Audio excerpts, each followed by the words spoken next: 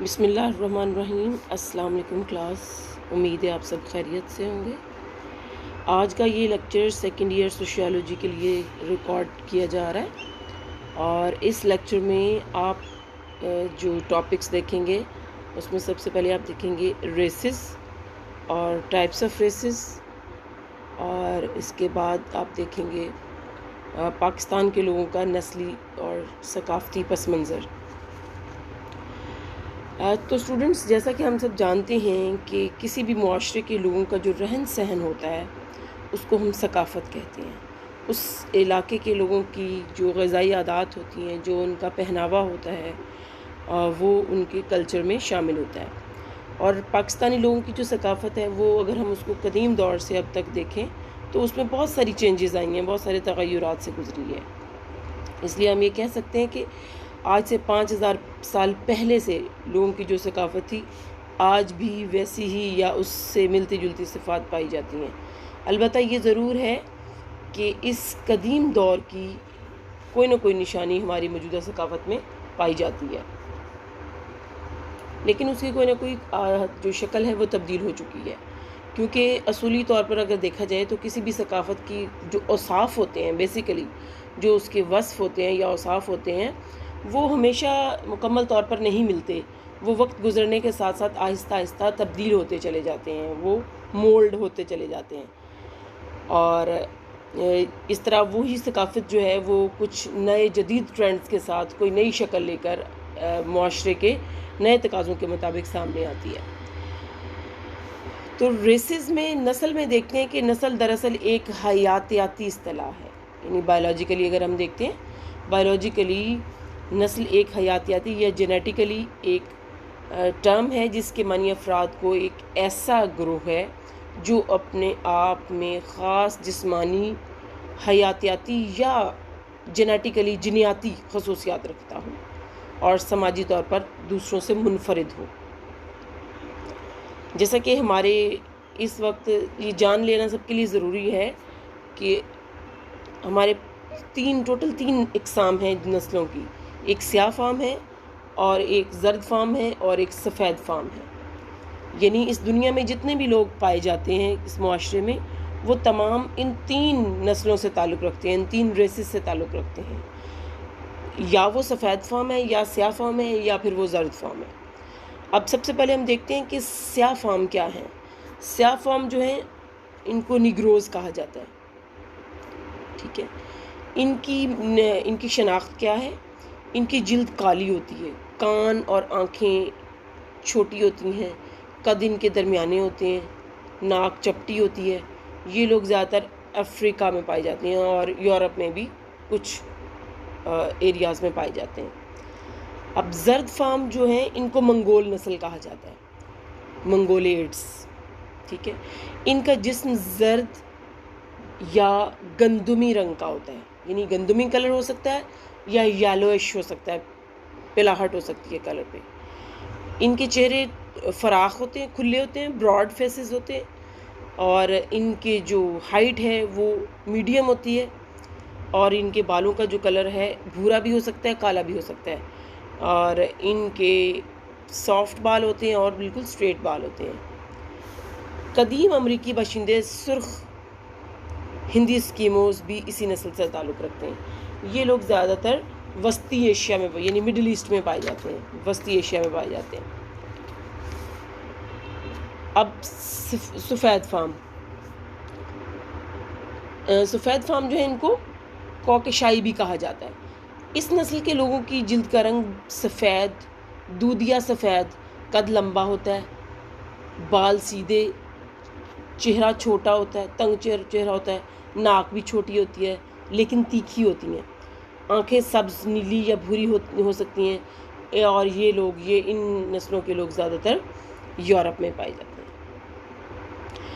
اگر ہم پاکستان کا نسلی اور ثقافتی پس منظر دیکھیں تو ساری دنیا کے انسان تین بڑی نسلوں سے تعلق رکھتے ہیں، یعنی حبشی، منگول اور سفید فام۔ حبشی نسل کے لوگ عام طور پر بر اعظم افریقہ میں پائے جاتے ہیں۔ سفید فام نسل کے لوگ مغربی دنیا یعنی یورپ میں پائے جاتے ہیں اور امریکہ میں پائے جاتے ہیں، لیکن پاک و ہند یعنی پاکستان اور انڈیا یہ جو سب کانٹیننٹ ہے اس میں جو لوگ آباد ہیں ان کی ابتدا یہاں سے نہیں ہوئی بلکہ مختلف نسلوں کے لوگ اس خطے میں آتے چلے گئے. اب سوال یہ پیدا ہوتا ہے کہ سب کانٹیننٹ کے لوگ کس نسل سے تعلق رکھتے ہیں.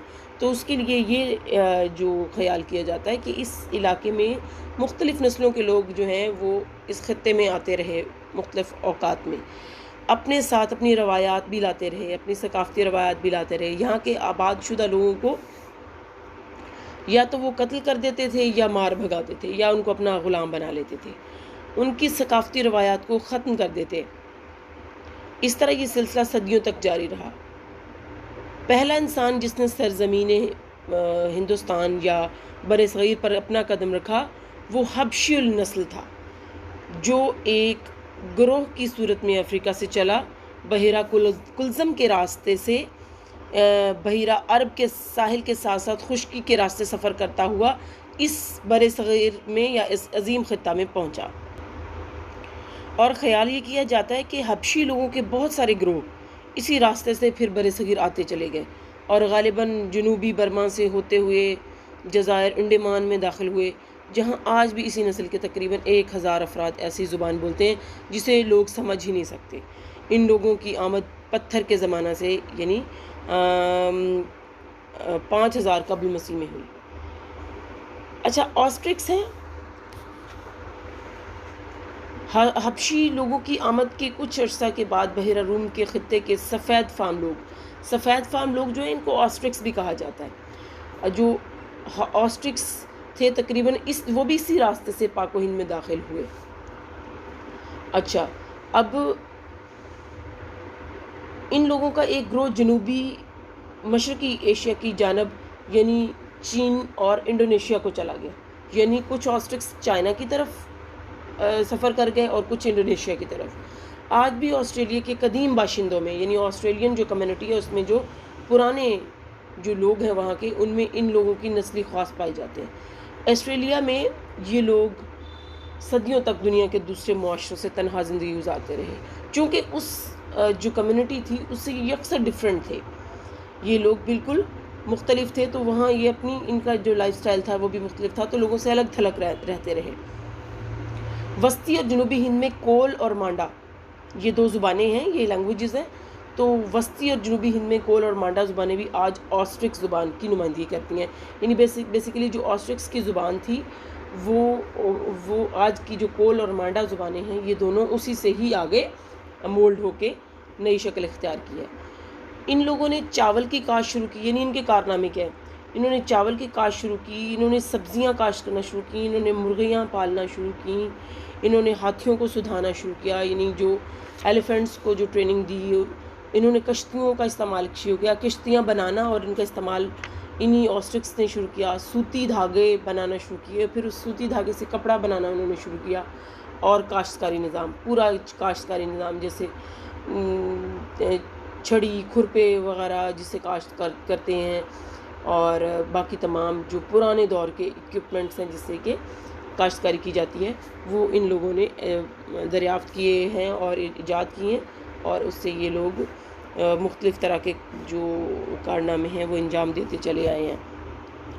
چونکہ یہ جو آسٹرکس ہیں یہ بہت محنتی قوم کنسیڈر کی جاتی ہے، اور بر صغیر کی تاریخ میں ان لوگوں نے بر صغیر کی جو اکانومی ہے، معیشت ہے، یا پھر جو خوراک میں خود کفالت ہے، اس میں ان کا بہت بڑا رول ہے. کیونکہ انہوں نے بیسیکلی جو ایسی چیزیں جو کہ ہیومن بینگز کی جو ایٹنگ نیڈز تھیں، لائک ویجیٹیبلز تھیں، اور اس کے بعد پولٹری تھا، پھر اس کے بعد رائس کی جو پروڈکشن تھی، اس میں انہوں نے بہت بڑا ان کا کردار ہے، انہوں نے بہت رول پلے کیا ہے. جی تو اسٹوڈنٹس، یہ آج کا ہمارا لیکچر ختم ہوتا ہے. ہم انشاءاللہ کل نئے لیکچر کے ساتھ وادی سندھ کی تہذیب اور دراوڑ جو تہذیب ہے اس کے ساتھ میں آپ کا لیکچر ریکارڈ کریں گے، اور انشاءاللہ العزیز اس ہفتے میں آپ کے 2 لیکچرز ہوں گے. یعنی آج تھرسڈے کو، اور دوسرا لیکچر آپ کا ہوگا سیٹرڈے کو.